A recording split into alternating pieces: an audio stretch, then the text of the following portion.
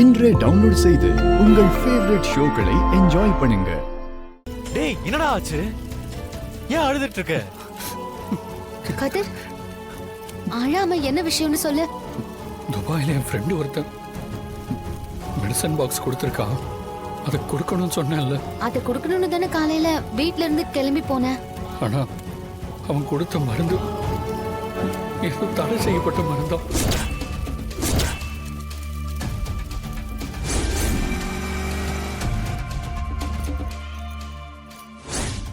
டேய் மச்சான், போலீஸ் வந்திருக்காங்கடா. என்ன ப்ரோ, வரும்போதே போலீஸை கூட்டு வந்திருக்கீங்க? ஏங்க மெடிசன் தானங்க கொடுக்க வந்தேன், போலீஸ் எதுக்கு வராங்க? இது நம்ம நாட்டுல தடை செய்யப்பட்ட மெடிசன் ப்ரோ. ப்ரோ நாங்க எப்படியாவது தப்பிச்சிருவோம், நீங்களும் தப்பிச்சிருங்க. ப்ரோ ப்ரோ ப்ரோ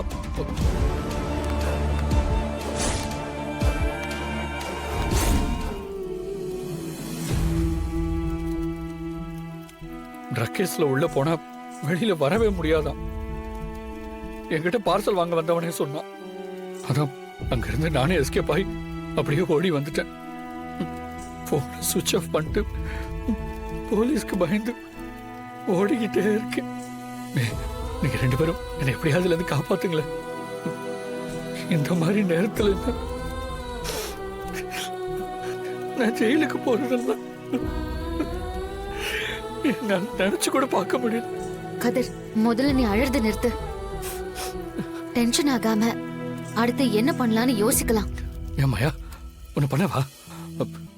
உண்மையை சொல்லி பேசாம போலீஸ்ல போய் சரண்டர் ஆயிடுவா. கதிர், என்ன பேசிட்டு இருக்க நீ? இந்த மாதிரி ட்ரக் கேஸ்ல அதெல்லாம் சரி வராது. எனக்கு என்ன தோணுதுன்னா, இத பத்தி பெரியப்பா கிட்ட சொல்லி என்ன பண்ணலாம்னு கேட்கலாம். மாமாவா? அவருக்கெல்லாம் தெரிய வேண்டாம். நீ பயப்படாத கதிர், அவர் பொண்ணோட லைஃப் இல்லையா? நிச்சயமா இந்த விஷயத்துல அவர் உனக்கு ஹெல்ப் பண்ணுவாரு. அவரோட இன்ஃப்ளூயன்ஸை யூஸ் பண்ணி இந்த சிக்கல்ல இருந்து உன்னை எப்படியாவது வெளியில கொண்டு வந்துடலாம். டேய் கதிர், முதல்ல மாமா கோவப்பட்டாலும் நிச்சயமா இந்த விஷயத்துல அவர் ஹெல்ப் பண்ணுவாரு. நாம மாமா கிட்ட கேட்டு பார்க்கலாம். கதிர், ஒரு 2 hours நீ இங்கே இரு.